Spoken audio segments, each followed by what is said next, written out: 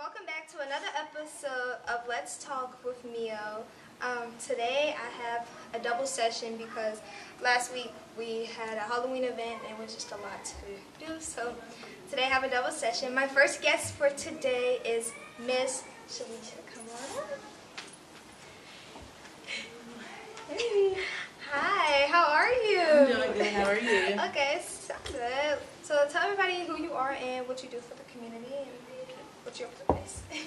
All right, so my name is Shalisha Hardwich. I am the founder of Leisha's Helping Hands, and we started off as a youth organization. We just gave back to the youth and, just provided programs for them. But we have expanded. We do a lot of outreach with homeless community, expectant moms, domestic violence victims, and so on and so forth. Okay. So we're going to just go ahead and get started with the questions. So first question for today is, what's your most successful program and why? My most successful, I would say most recently is giving back to the homeless community. We just recently gave out breakfast and, clothing items for the homeless moms and families, and surprisingly it was families. I didn't even know that. So we just recently did that. That was our most successful event, and, all the food was gone, and so they asked us to come back.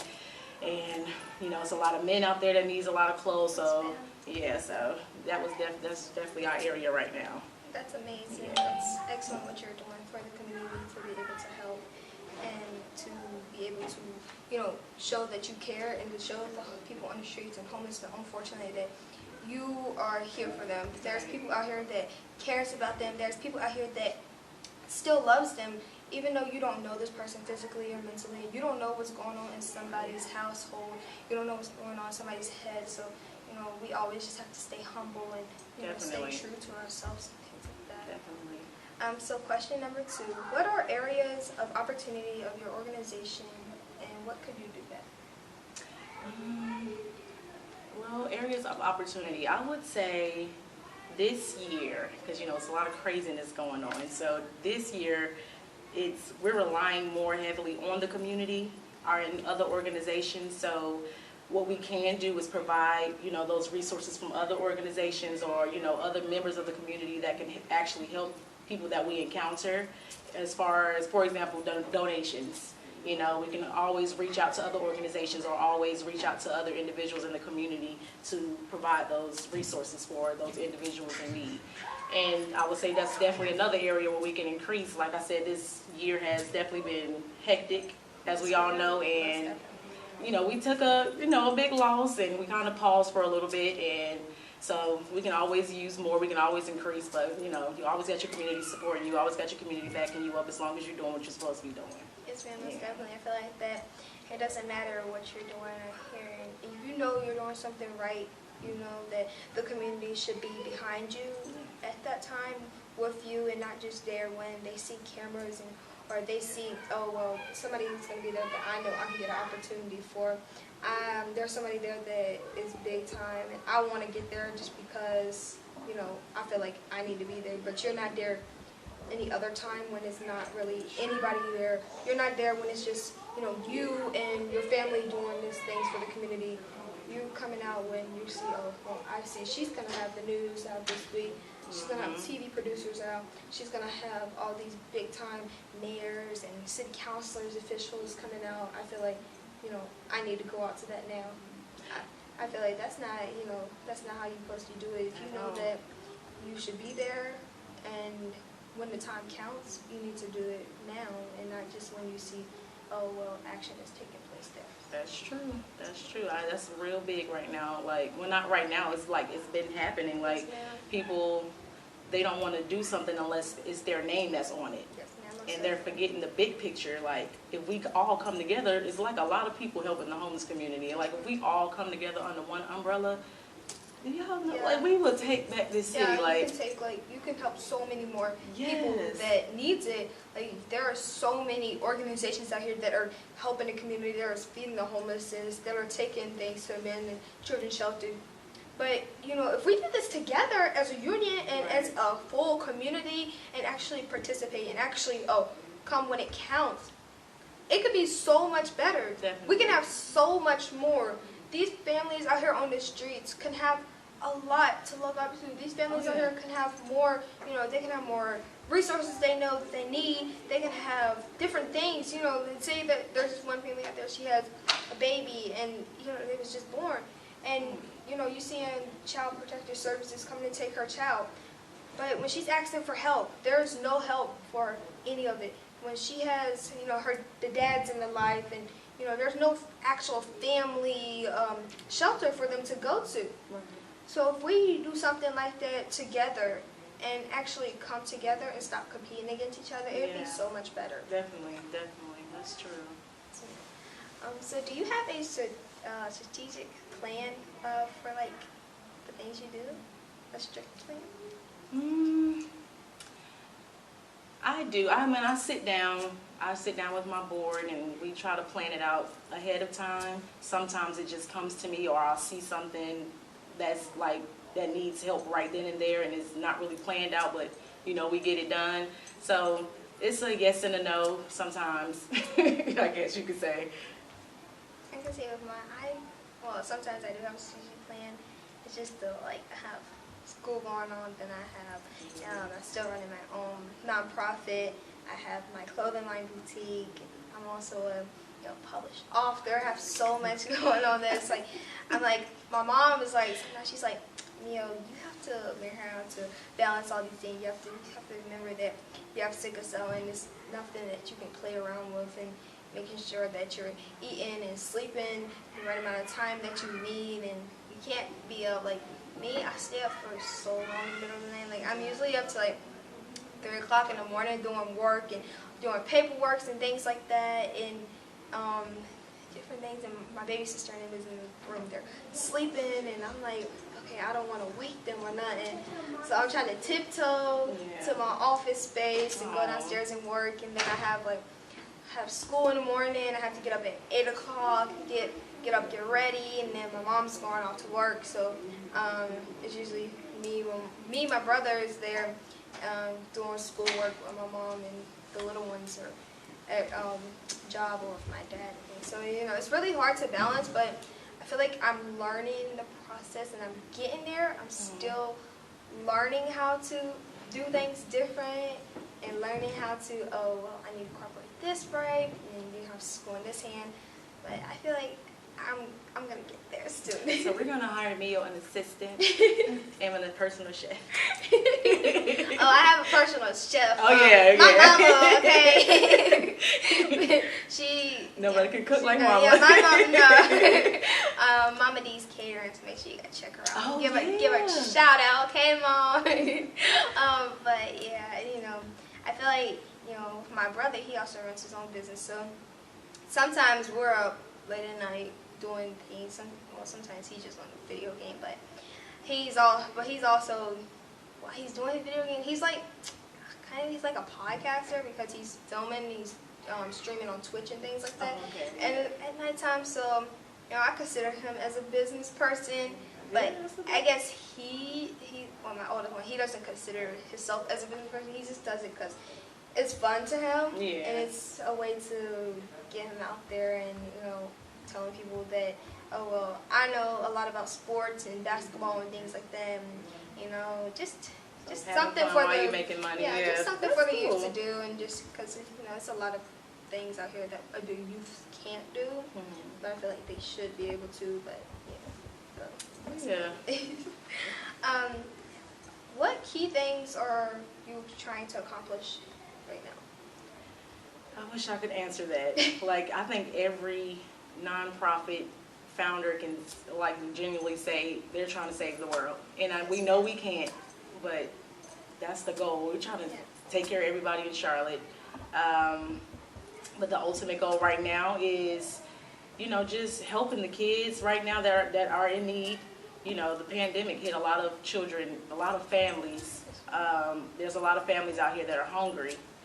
There are a lot of families that can't make it to the school to pick up. There are a lot of families that, you know, and so on and so forth. And then the homeless community, they're out here in tents, it's raining, and so on and so forth. It's like, it's just so much that can be done, and we just try to help out as much as we can with the little that we do have. Yes, ma'am, most definitely. You know, there's people out here that, looks at the unfortunate and, you know, they're turning their nose up at them because they're out here on the streets and things like that. You know, you can't be doing that thing because it could happen to any of us, any time of the day. You know, we're all a paycheck away from, you know, getting cut. You know, tomorrow's not promised to anybody. You can't never take anything for granted. And you always just have to stay humble to yourself and always respect others. And if you want to be treated the way, you know, right, then you have to treat other people that way too. Right. You can't expect them to give you something and you're not giving them nothing in return. You're not showing them love in return, but they're showing you full love. And they're out here, you know, suffering, but you don't know it. And then when you find out, you're cutting them off. You know, you're the same ones out here saying, oh, well, we're helping, we're doing things to help the community, and then you're the same one out here that when a family reaches out to you and you're cutting them off and you're telling them, oh, well, go call the next one. You know, you can't do that.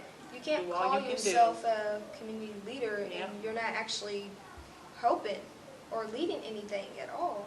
You're pretending you are just so people can see it, but deep down inside you're really not doing nothing to help the community. That's true. So, that's real. Is there anything that you wish more people knew about your organization or the issues you are trying to solve? Well, our most recent issue that we started actually dabbling in is our sexual assault victims and our domestic violence victims. I want more people to be, not necessarily about my organization, but the victims. I want more people to hear their stories.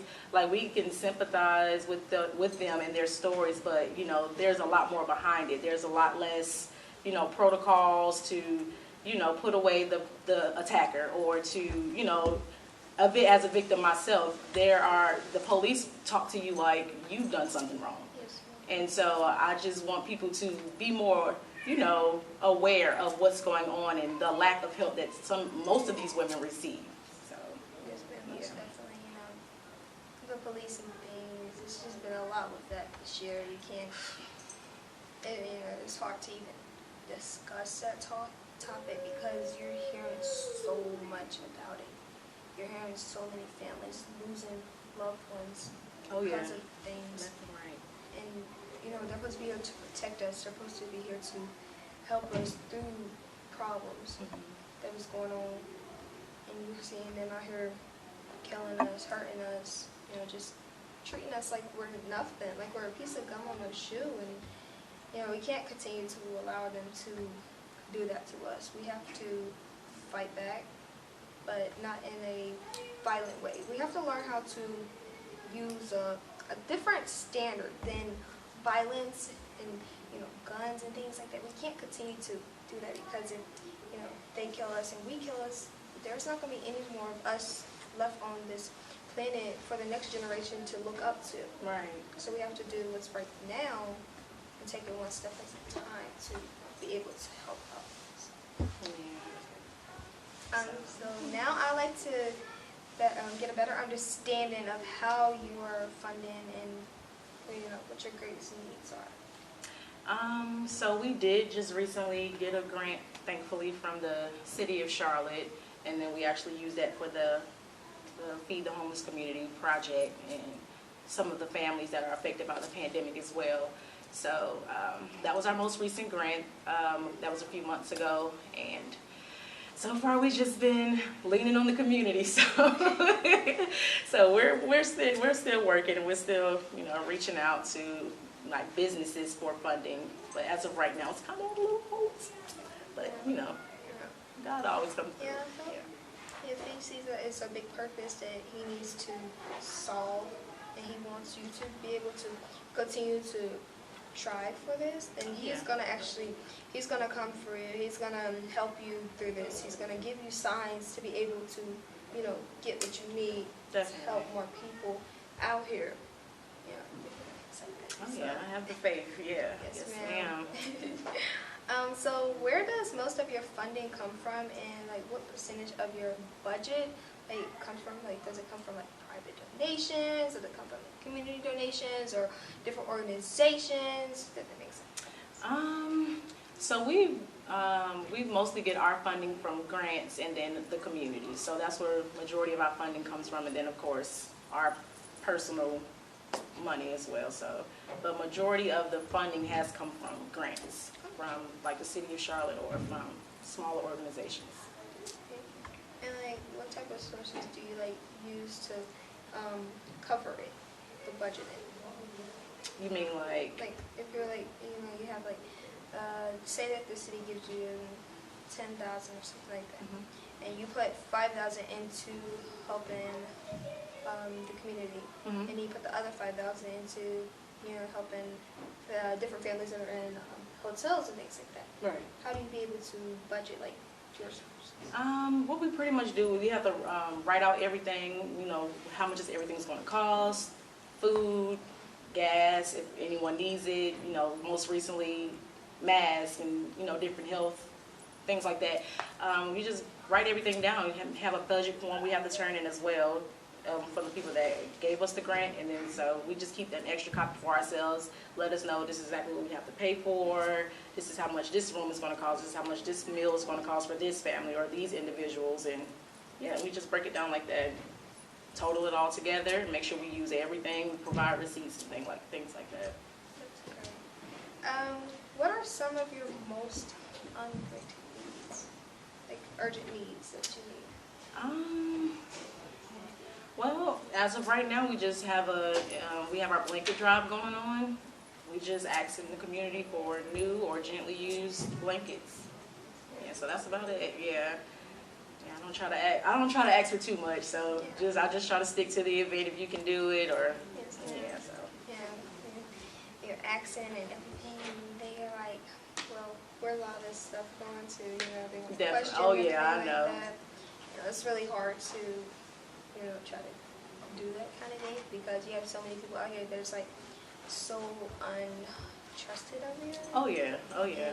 And, because they hear things about your name or things that is going on that you have done, they feel like that they can't trust you, and so they want to watch every step that you're taking. If they're giving you such and such, even if they're giving you bag of trash bags, they want to make sure that it's getting to the place it needs to be. Oh yeah, that's why I look, hey, this is what I need. I'll try to throw in the monetary donations. You don't have to, it's an option. Great. What would make the greatest difference in helping your organization get better at what it does? More community involvement. So like more community support. Yeah. Standing behind you. Okay. What are the main objectives that stand between you and your mission, and how do you plan to overcome them?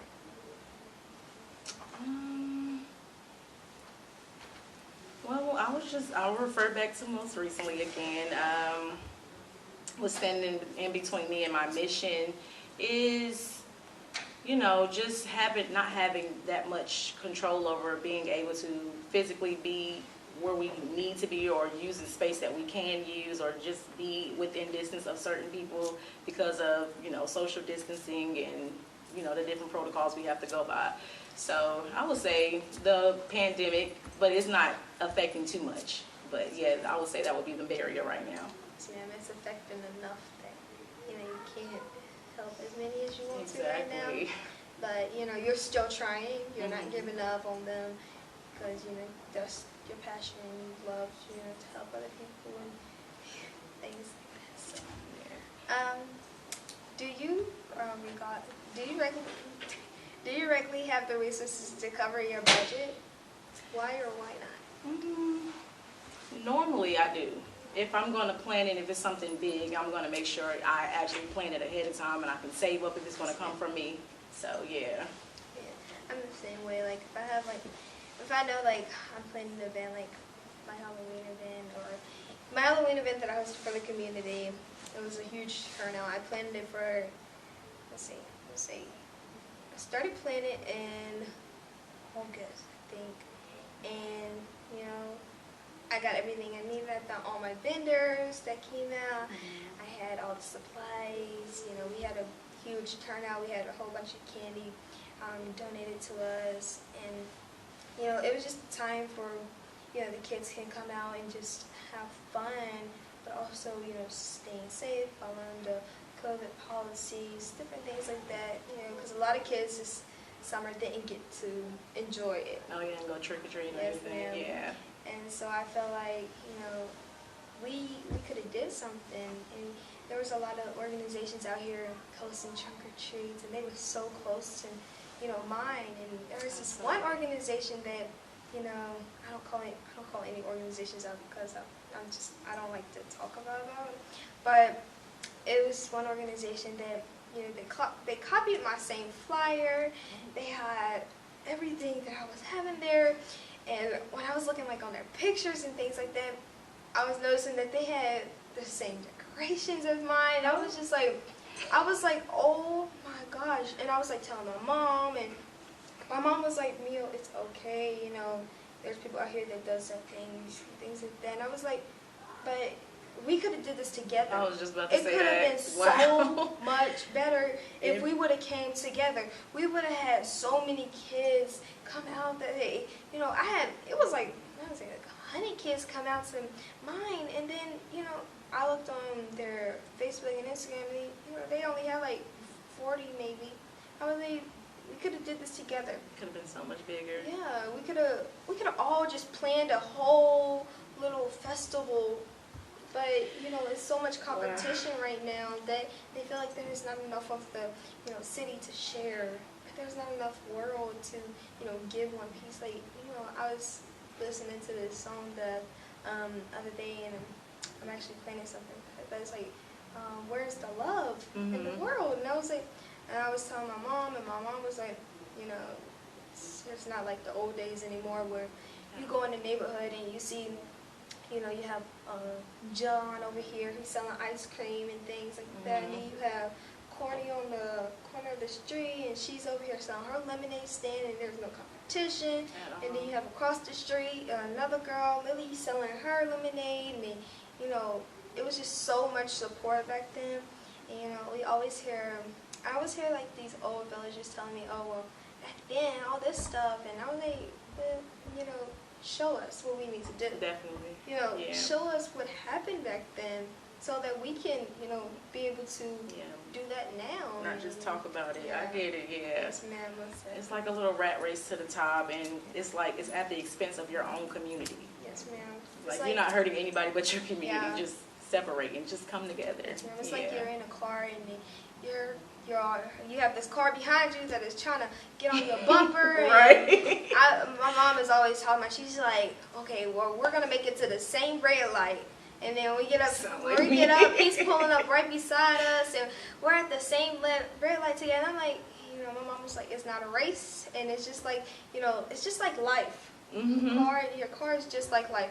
You have to put your gas in it. You have to make sure that the oil is checked. You have to do all these things, preparation and things like that. And then you have these race cars, and it's trying to race it to the finish line, and you're like, you're going to make it to the same place.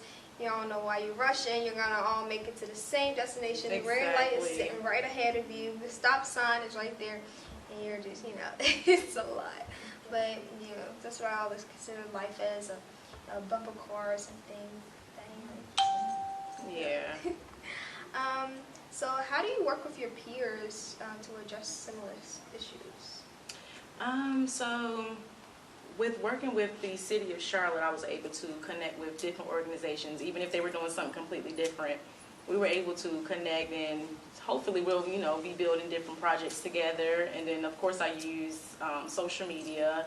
If I can, you know, make it out to somebody's event or share, connect with them, email, you know, and different things like that. Some organizations even come to my events and we connect that way. So, you know, that's just how we do it. Social media, everything pretty much. Yeah, that's how mine is basically. You know, when I met like a bunch of, you know, works, and like it was a couple weeks ago, we had Mr. Mark Jarrell hosted an event here, and I got connected with so many resources that day.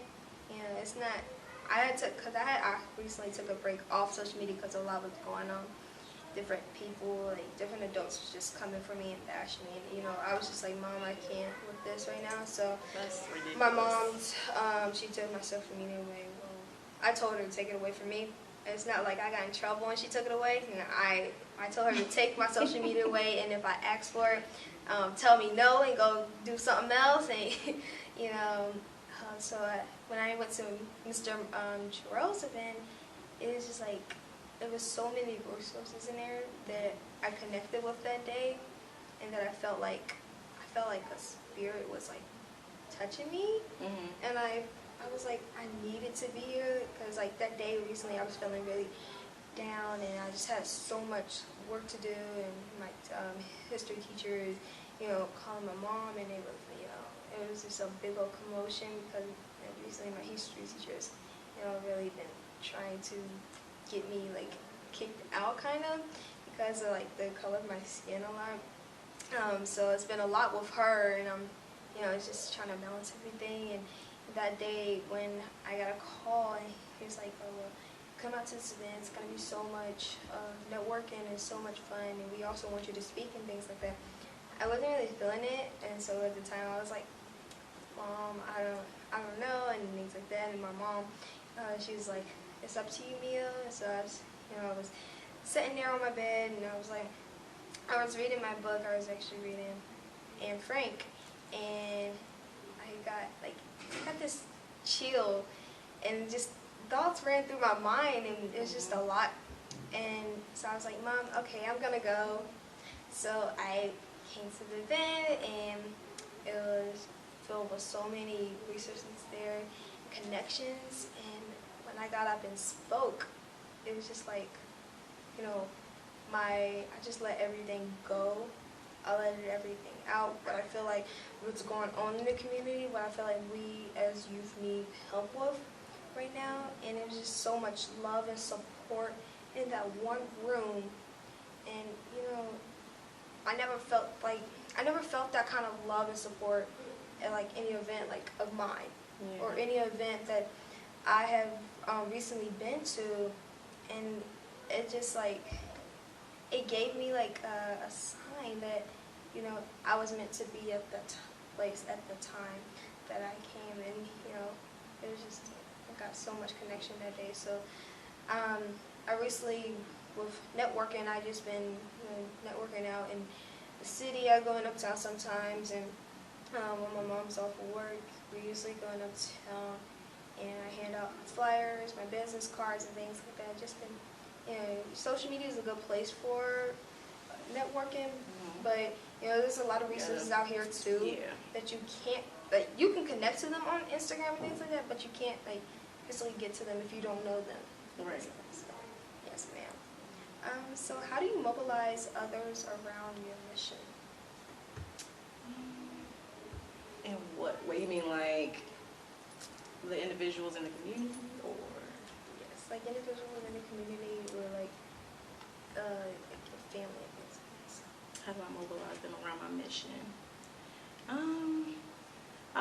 I just put myself in other people's shoes, if that answers it. I think about my family, and you know, how I would handle the situation if that were me. If my kids were hungry, if my kids didn't have something, if they had a need, or definitely it's always my kids. I think that was a huge eye-opener for me. So they are a huge part of my mission and what I do out in the community. I know I don't want these same issues for them, so I can, sympathize a little more with individuals out there in the community, especially families and individuals with kids. Yeah.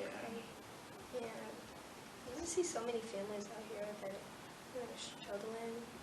You're like, wow, I'm just so thankful that God is with me at the time. Oh yes.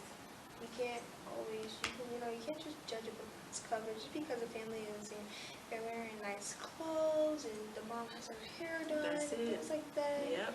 And then the next day you're out here and you see them, sleeping up under a tent, getting everything they can, trying to get food, trying to get help, or she's out here and the mom is over here in the corner at this tree, just holding out a sign, and you're like, wow. I just seen her the other day, and we was talking, and we was giggling, and you know, there's just so much that you don't know about people. Definitely. And, you know, we just have to stop judging others by the way that they look or by the way that they, you know, talk or dress, and just start loving each other. Definitely, it's all about love. Yes, ma'am, most definitely. We just have to start trying to, you know, help each other, help others also at the same time. Definitely. Yes, And there are families, like, not even just the homeless community. There's a mom struggling with the home.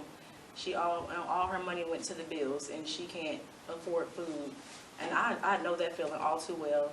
It's not a good feeling. It's like, it's not just the homeless community. It's the mom, the single mom, you know. So yeah.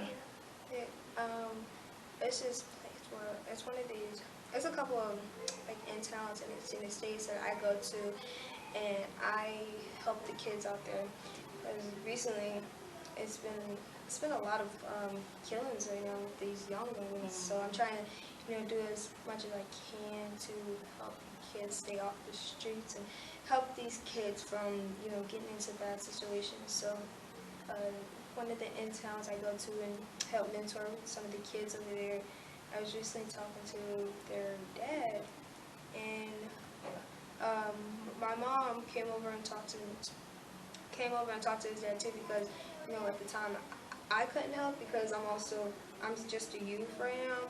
But, you know, he was just telling my mom that he's about to get kicked out of his hotel. He doesn't know what's going on, what's gonna happen to him or his family afterwards. You know, he lost his car. His job is right now, he's on a temp service, so he's getting paid like, you know, $9 an hour and things like that.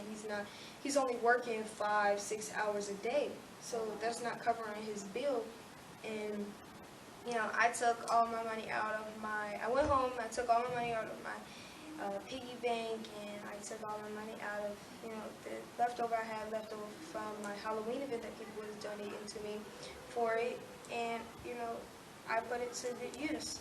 So I told my mom, I couldn't get it in my name because I'm a youth, so I got it in my mom's name, and I told my mom to, you know, take it to him, you know, pay for his room for 2 weeks so that he can try to save up, budget. We got him food. We got canned foods for him.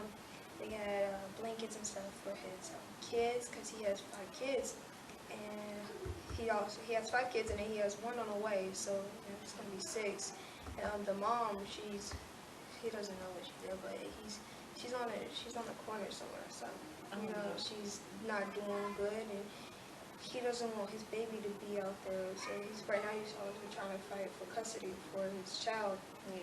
Because she's due in like maybe 4 weeks or something like that, and, you know, it's heartbroken because a lot of people forget about the families that are in the hotels or in housing, because they think since they have a roof over the top of their head and they have things that, you know, other kids don't, they feel like that they're good, they don't need help.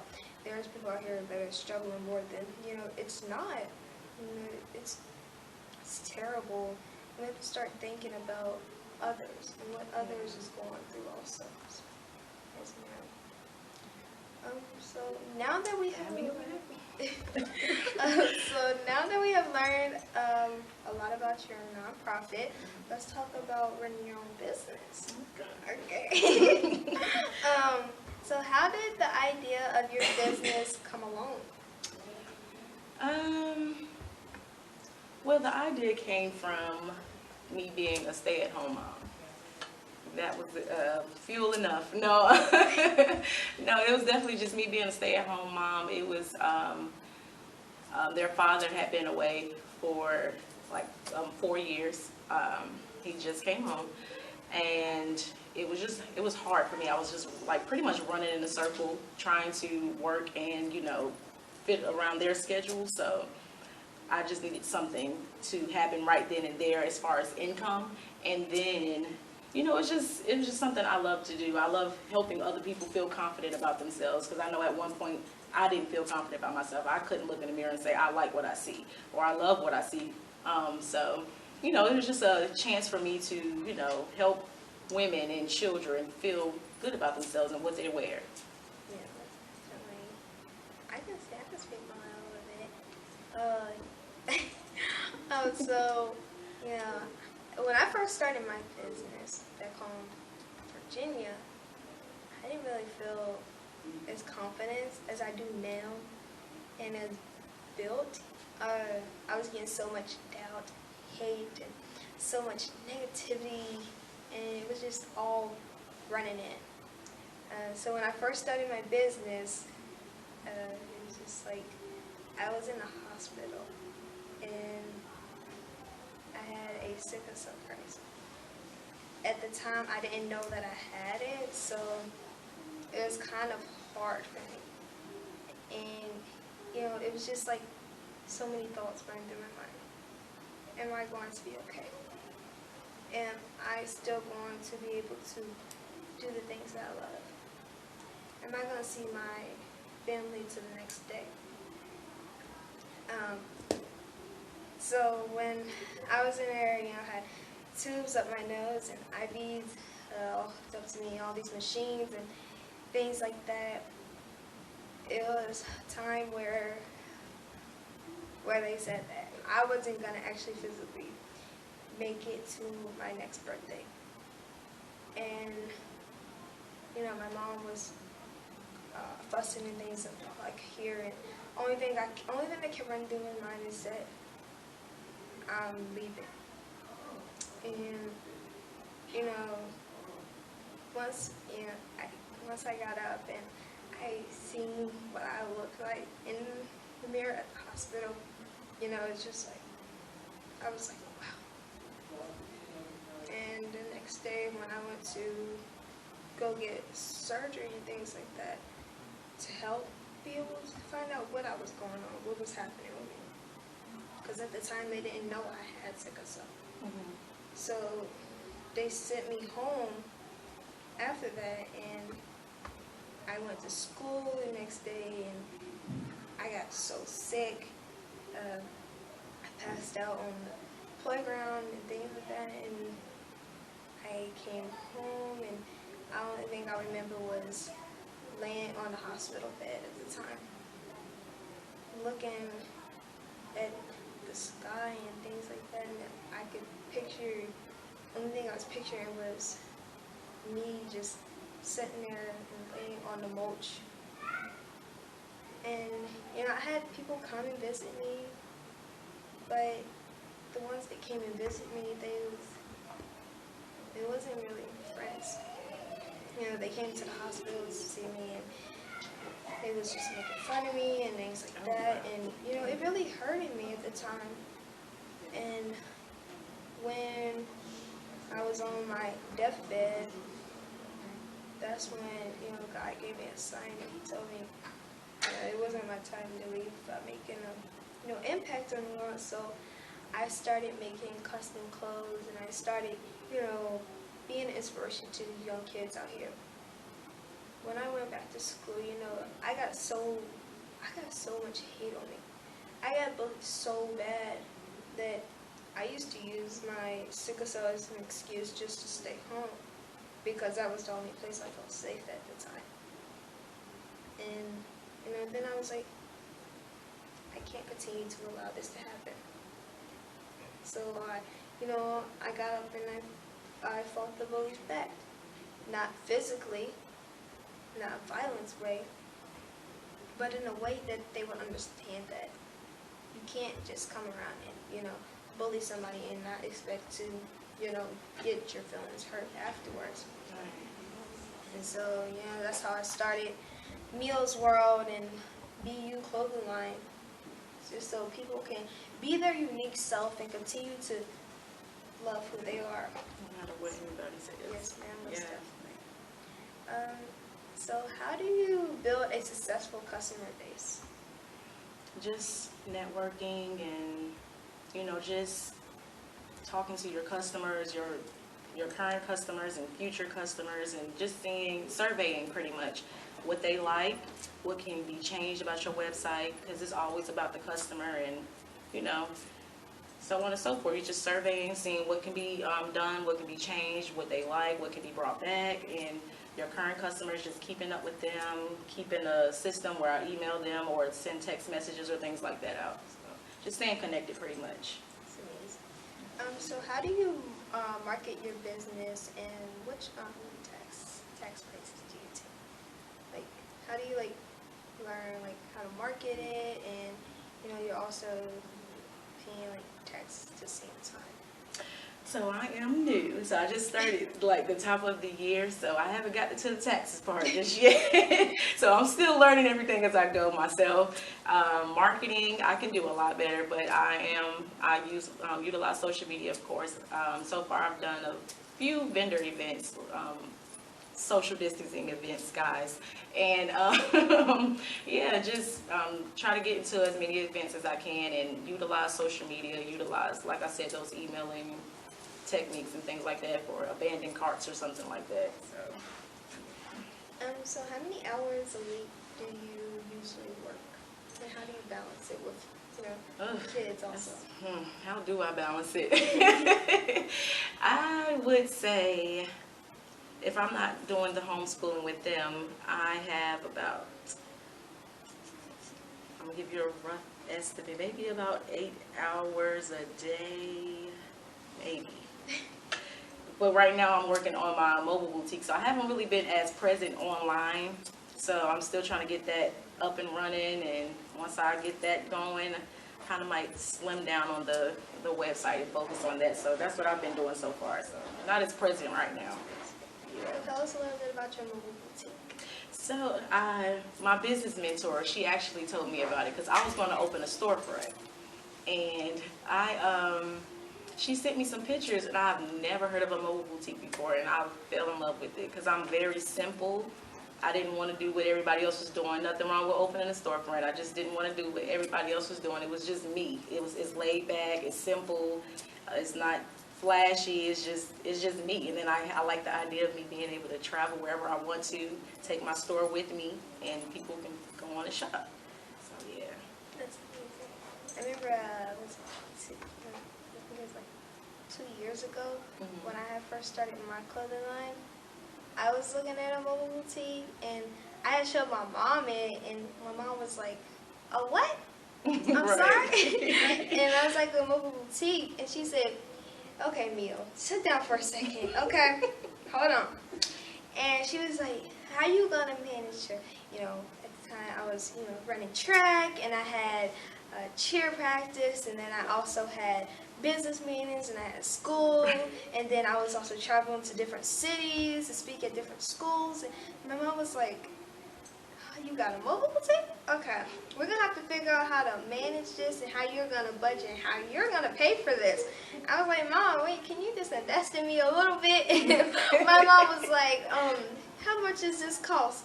I was like, "I'm gonna go back upstairs, and I'll come back to you later." Yeah. Yeah, so then I just started, selling my clothes on my website, because I feel like I get more supporters on that. So recently I've been selling, it's been blowing up a lot. So I have different orders with custom clothes, and not all custom clothes is uniquely the same. So my custom clothes all different. So if you see a paint splatter outfit online and you want the exact same, I can't do that for you, because with paint splatters, they're going everywhere. Exactly. There's not just a splatter in one spot, and you can't exactly get that in one spot. I mean, you can, but it's gonna take you forever to, Right.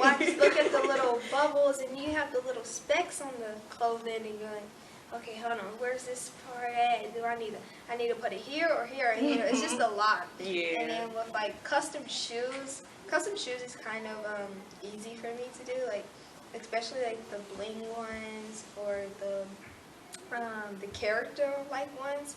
Those are easy to do, but if you want a pair of black Air Forces and you want the paint splatter, or you want the Air Forces to be, something different, but you want it to look exactly the same. It's kind of more hard, but you have your right foot, and it's all over here, and you have more pink on this side, and you have more blue on this side, and different things like that, and then you move over to the left shoe, and you, Right, you know, completely different. you have that one customer that's like, it's expecting. Hold on, okay. You know, these are unique pairs. To me, those were custom shoes. Okay, you know, it's time and process, and it's, you know, it's not really easy to get them exactly the same kind you want. You know, it'll look the same. Once you get them on your feet, it will look so much beautiful. I had this one customer, you know, we was doing a big old event for her. It was, I ain't gonna say what we did. And so I had all these shoes and bling and everything on her. And the next day I sent her the pictures of them. She's like, "That's not what I asked for." Yes, it is.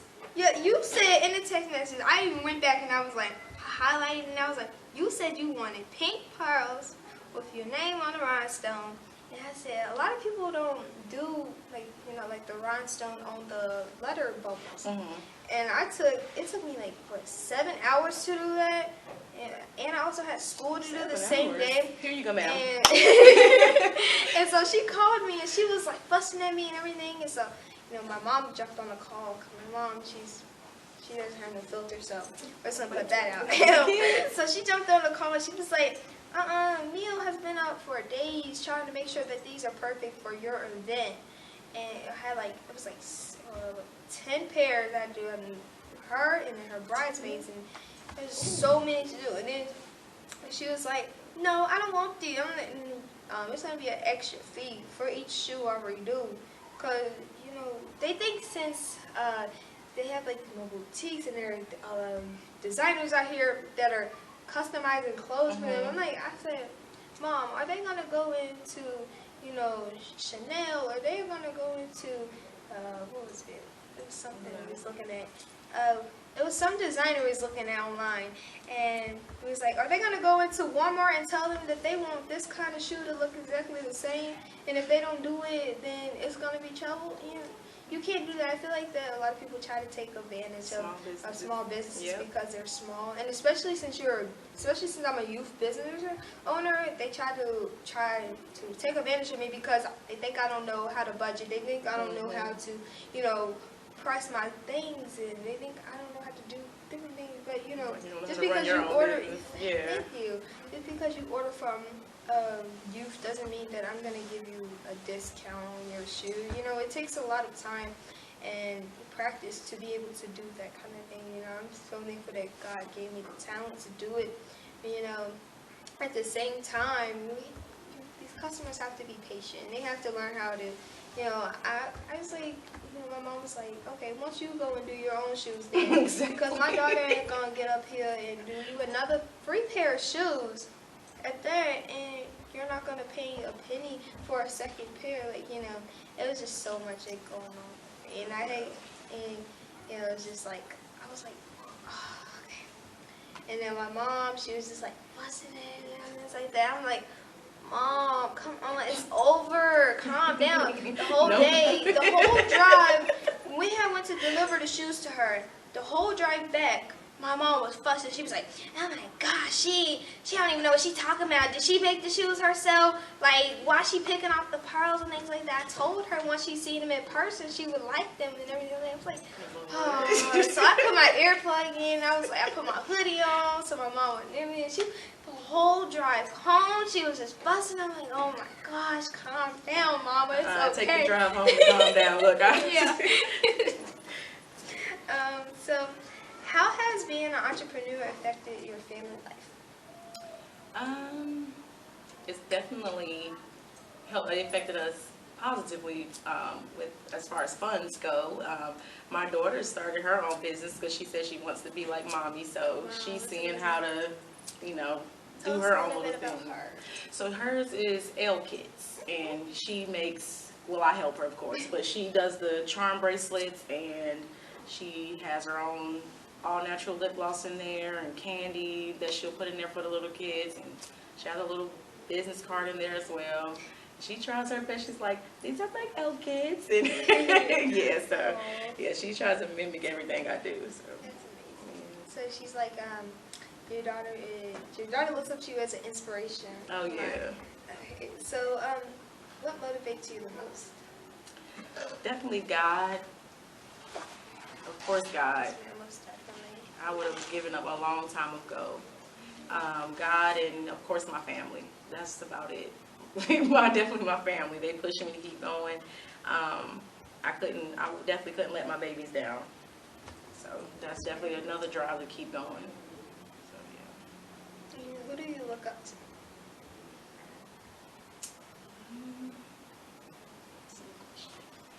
My mom. I look up to my mom. I admire her strength and her will to keep going as well.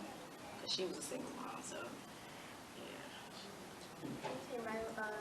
My inspirations and people that I look up to is, well, for one, start is my mom, because she's been running her own business for I don't know, years now. I think it's like 7, 8 years. Mm-hmm. It's since my brother been born, so so it's a great time now. So yeah, she does a lot of things. She sells nurses scrubs, and she caters. She had a mobile. Well, it wasn't a mobile boutique, but it was like a sports boutique.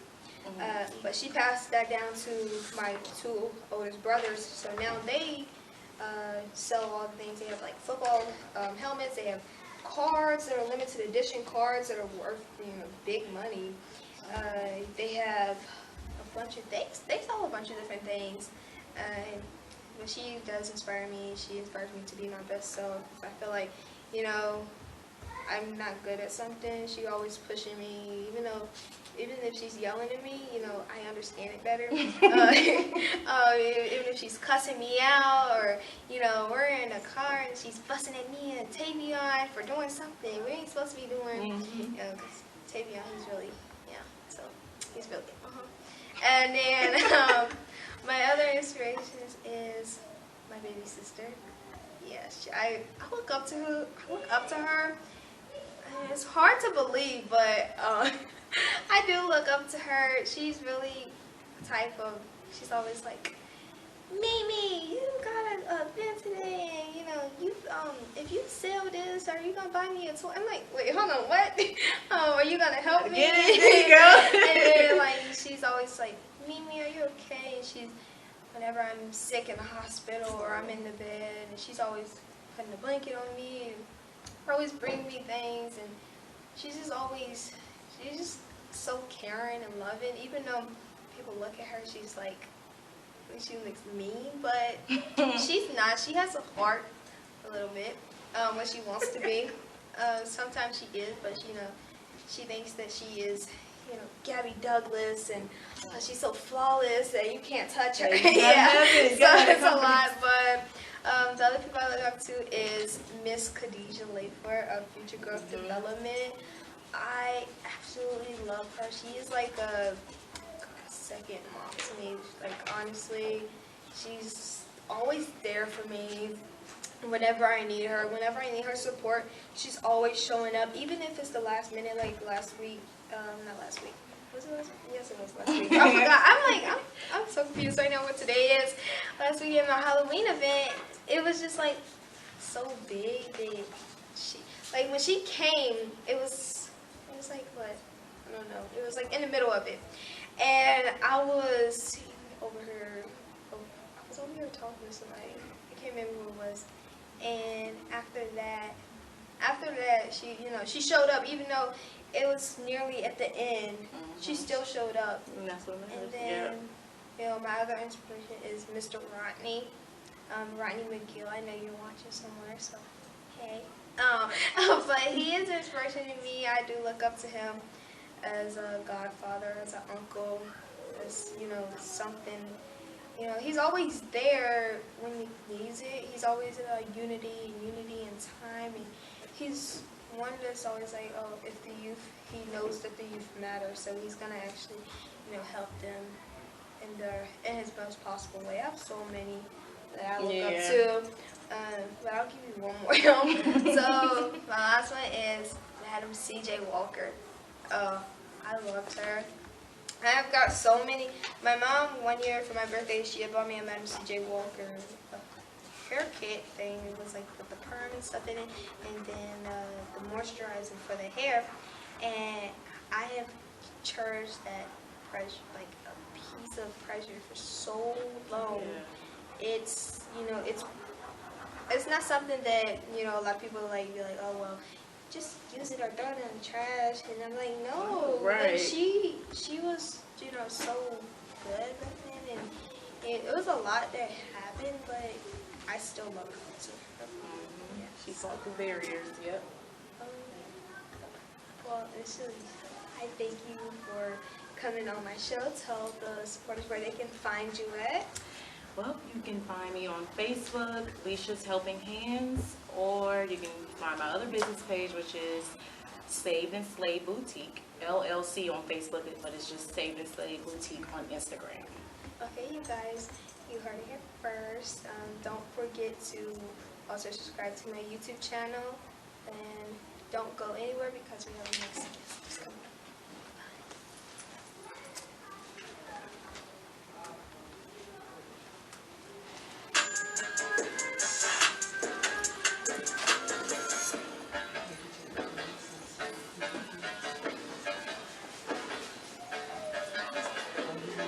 I know, it's like I'm nervous for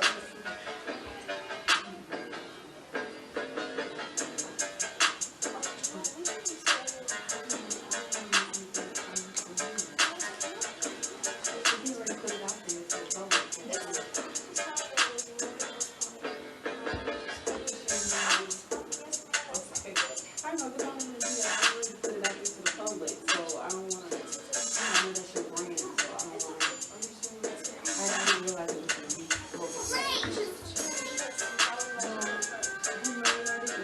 Yeah, that's okay. I just assumed it, because I know I'm not going to go, so I was like, what's not going to go, so, yeah.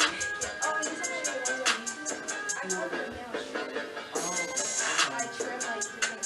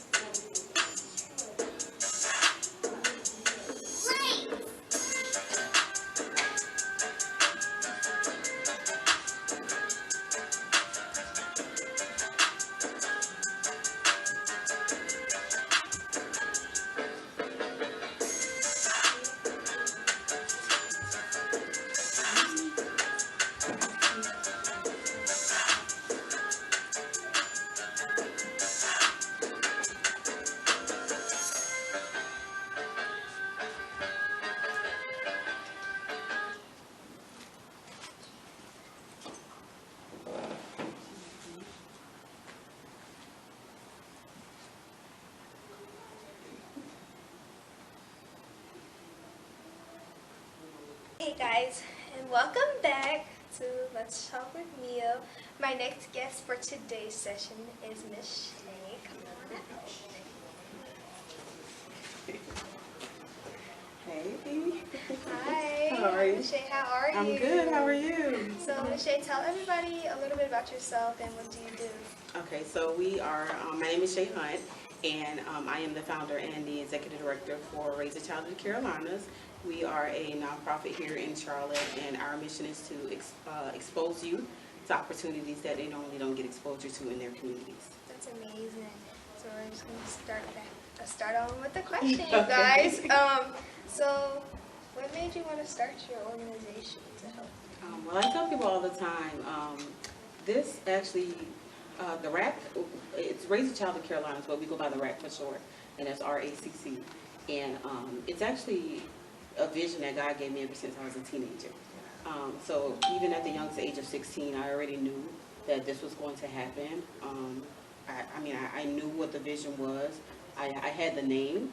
I had everything. Like, he provided me everything that young. And the reason why is because of my own personal experiences growing up as a child. That's what prompted me to want to be able to, be for other kids what I needed for me, and also what somebody was for me. So Wow. it's twofold. That's really amazing. So, like, when he gave you that sign, when God gave you that sign that, that you should start a program, what did you feel? Like, Scared. did you tell your mom? No, I didn't tell anybody. No. I held on to that for years. I was probably well into my late 20s before I shared that vision with anybody. Because to answer your question of what did I feel, I doubted it, and I was scared. No, not me. That's not something I'm going to do. But it wasn't until I was like late in my 20s before I shared it with anybody. Wow, that's amazing. At a young age, like, I remember when God gave me my first sign, man, I was in the hospital.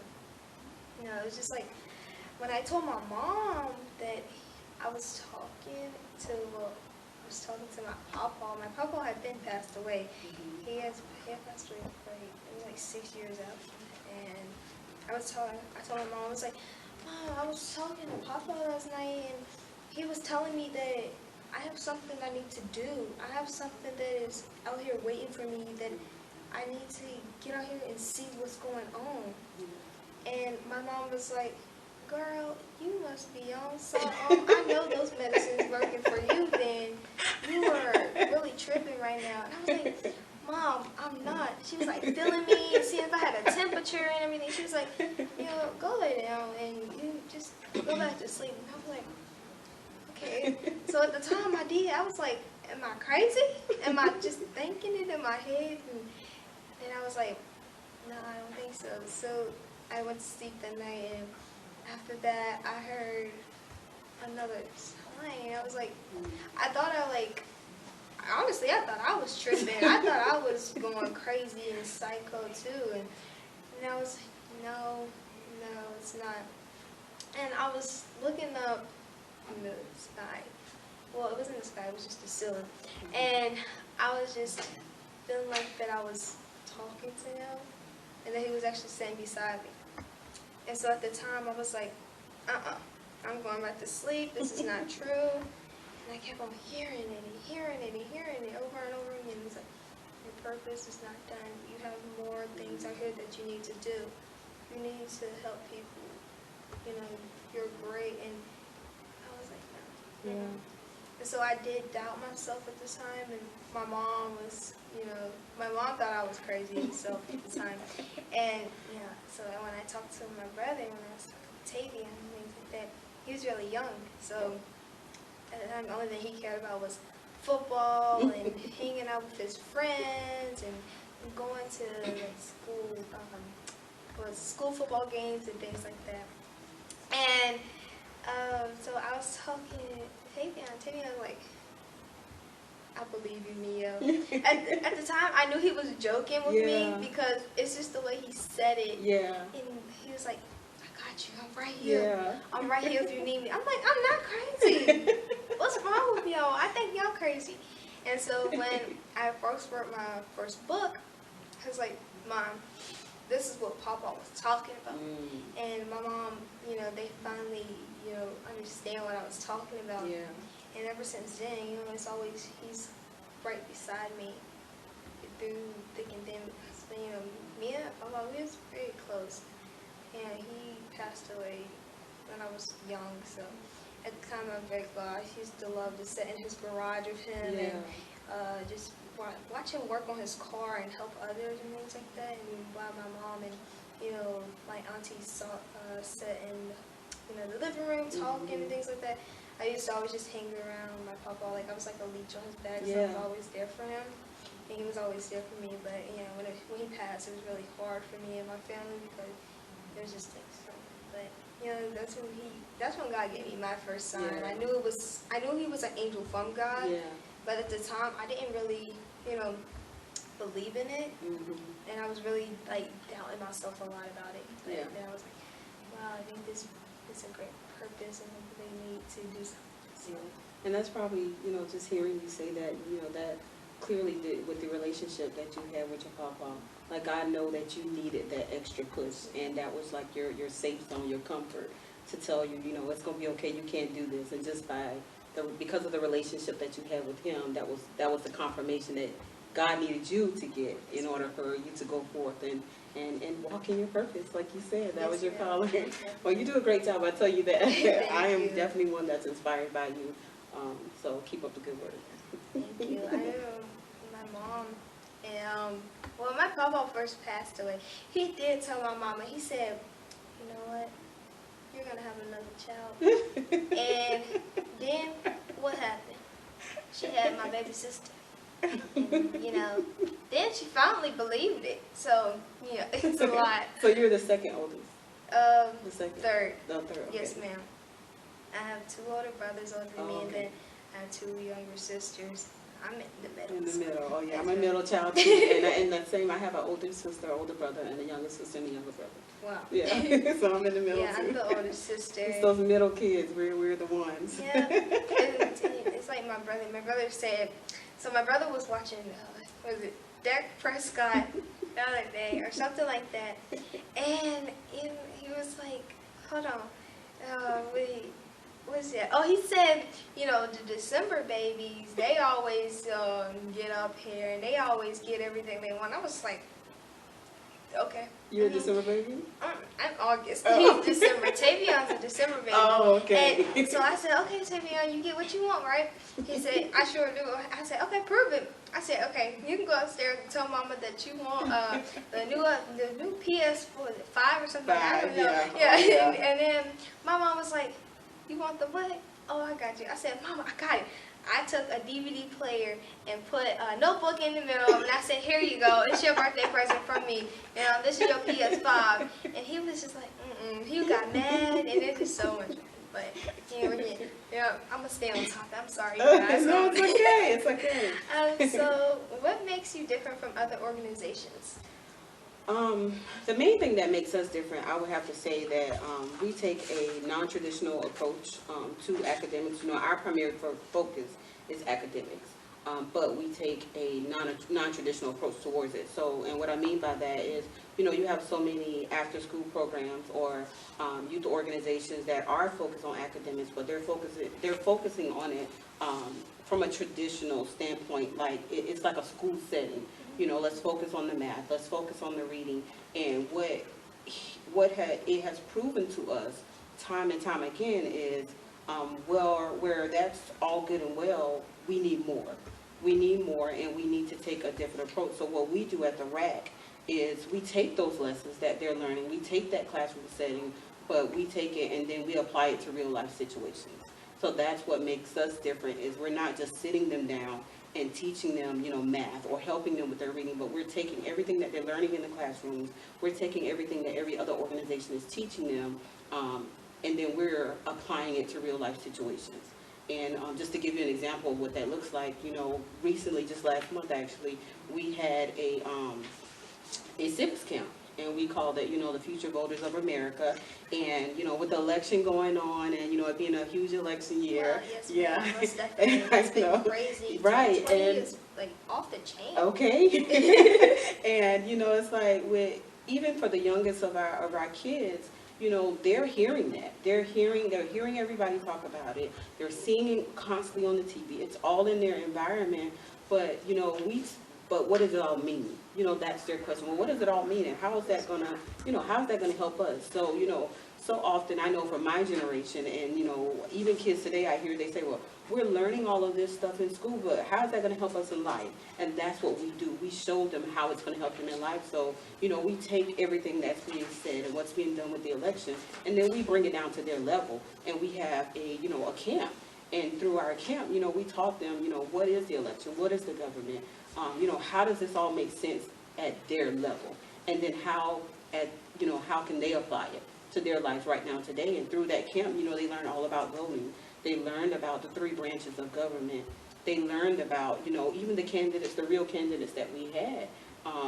Trump and Biden, they learn, what does it take to be a president?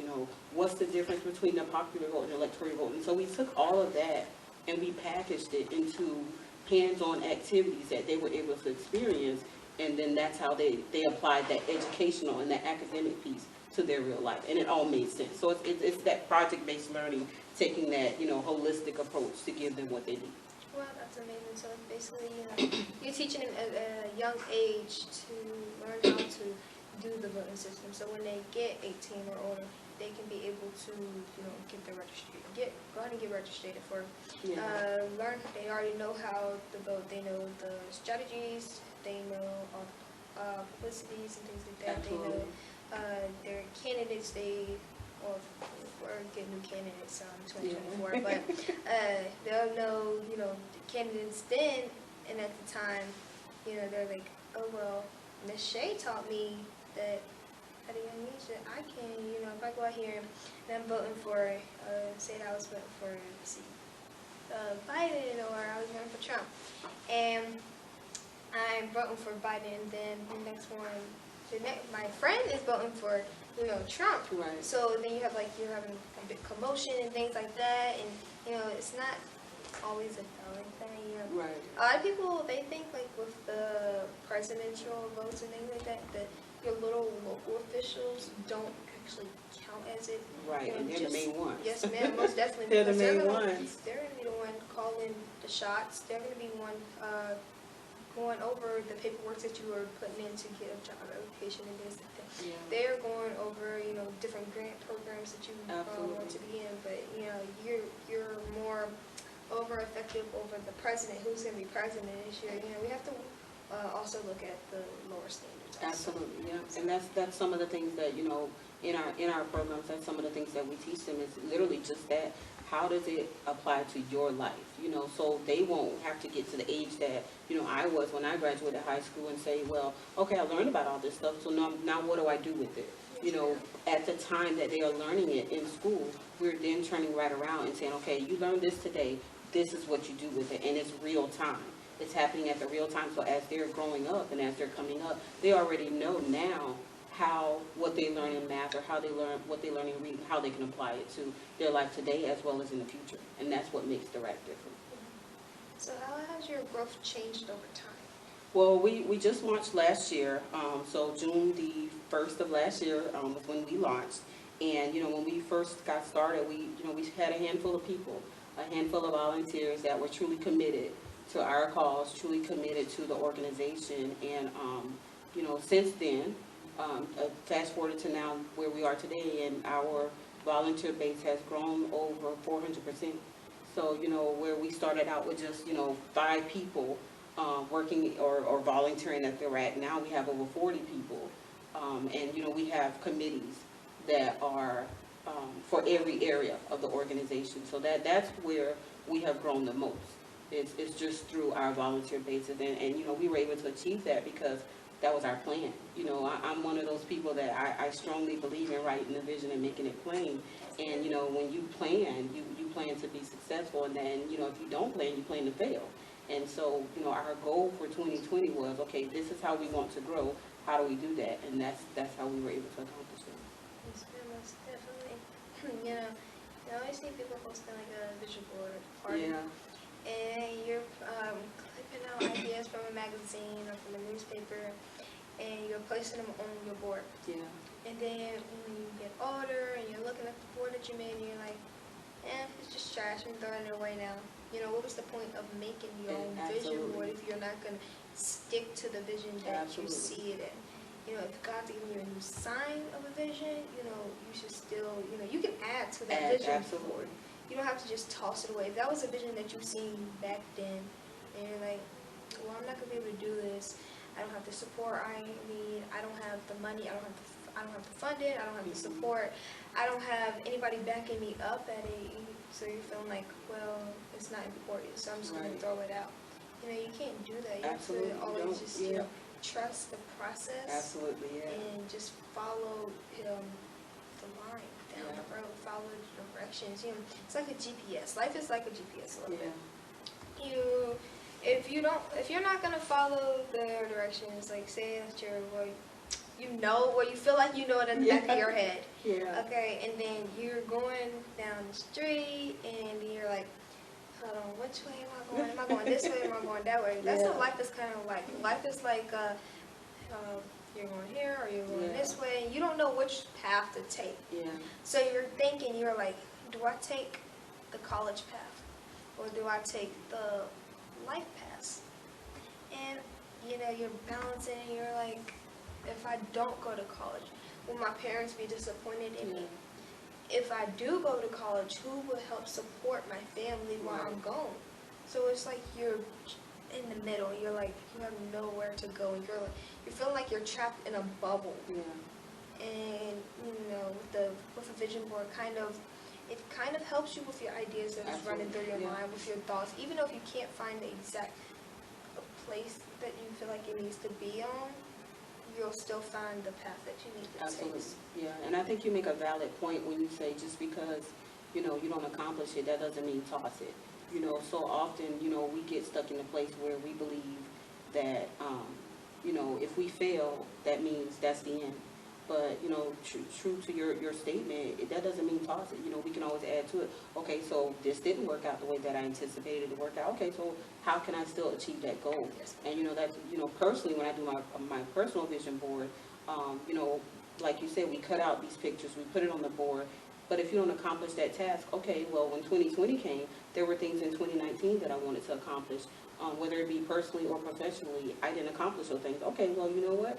Then those are my 2020 goals. We'll just keep going.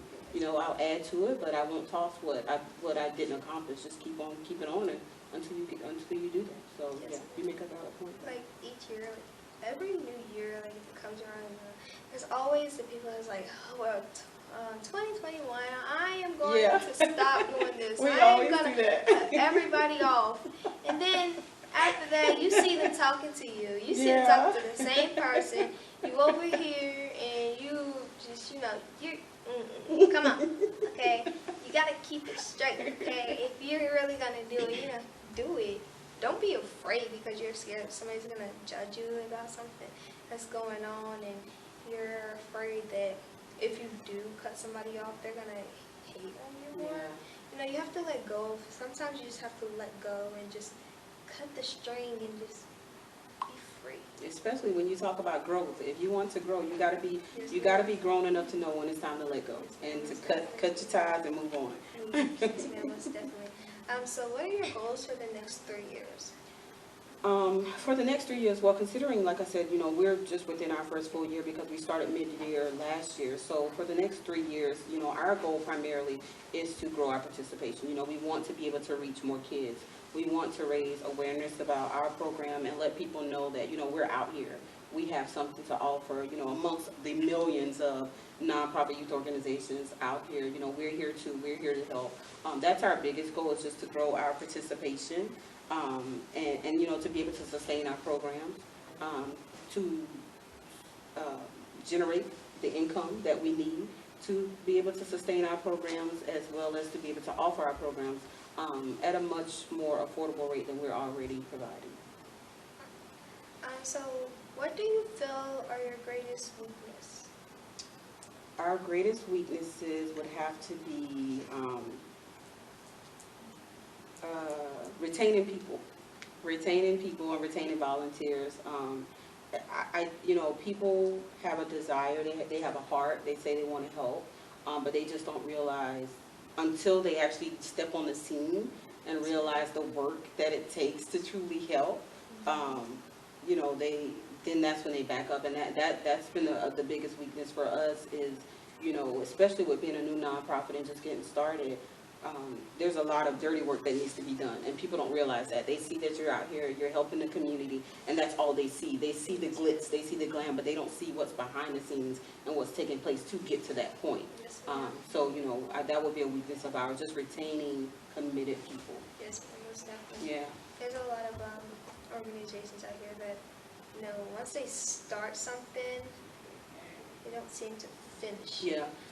Or they finish it, and then they're like, well, I'm not helping you no more. So, Yeah. you know, you can go to the next door, Yeah. go to the next neighbor, and they might help you, or, you know, it's not, you're not my problem no more. Absolutely, yeah. So, you know, so we have a lot of that here. Yeah. There's And you know, that was another reason why, you know, I started the RAC too. The main primary reason, like I said, was due to my own personal experiences growing up. But what really pushed me to say, okay, it's time, was the fact that, you know, with my own kids, I enrolled them in different organizations and nonprofit organizations that made promises of things that they were going to do, and they didn't deliver on those promises. And, you know, so just like you said, you know, you make these promises and these organizations say that they're going to do A, B, C, and D, but then they don't do it, and then they move on and say, well, you're not my problem anymore. And, you know, we don't want to be that type of an organization. So when, you know, when people come on the scene, we try to make sure that we explain to people, listen, this is not easy. You know, we're new. We don't have the resources like some of your big national brands have. So if you really want to help, it's going to take more than just passion. Yes. You know, and so that's the same thing as what you're saying. Most definitely. You know, you can't just expect to be handed everything. You have to work hard to get where you're at. Like, I had to work so hard to get where I'm at today, and you know, it took a lot of courage and it took a lot of negativity thoughts. Yeah, But at the end of the day, I know who my real supporters are. absolutely. I know who's going to be there when I'm hosting something. I know who I can call and pick up the phone at late nights and tell them, oh, you know, there's a family out here right now in need.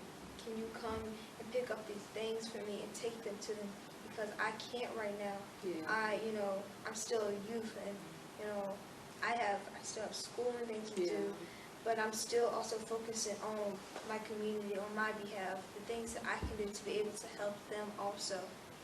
And, you know, we just have to, you know, just learn how to trust others. Trust others and support one another, Yes, like you were talking about earlier with Shalisha. You know, that's what it's all about. You know, we can all we can have all of these siloed nonprofit organizations, and we're all out here, you know, like she said earlier, we all have the same desires. You know, yeah, we want to save the world. Yeah, we want to help. We know we can't save the world, but if we could just reach one.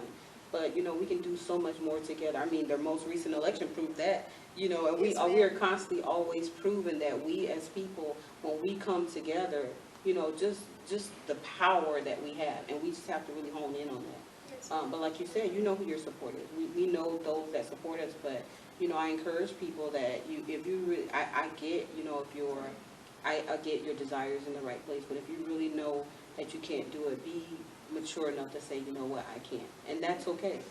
That doesn't mean, you know, you're not supporting, it just means you can't, and it's okay for us to say we can't. Yes, ma'am. Yeah. You know, if you're like, oh, well, you can't do something, then you know you can't do it. Well, you can do it, you just feel like that you can't do it, because you can't never say never. And you're like, well, I can't do this, so I'm just gonna, you know, go blank. I'm gonna go MIA for, you know, a couple of months, and maybe they'll forget about me.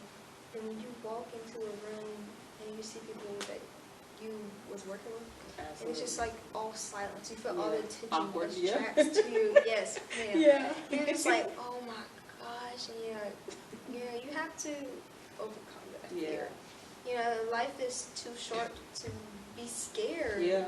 You just have to, you know, go for it. Absolutely. You I know, can't agree with you more. You have the green light now. Just go, like, shoot for the start and keep on moving. And, you know, everything will come planned out the way that God wants it to. Absolutely. What is your organization plans to, like, save the youth? Well, I don't see it as saving the youth. I see we are more focused on empowering the youth. And I say that because I'm a firm believer that if you equip people with the resources and the knowledge that they need, they can save themselves. Yes, But you have to be willing to, you know, we hear all the time, when you know better, when you learn better, you do better. When you know better, you do better.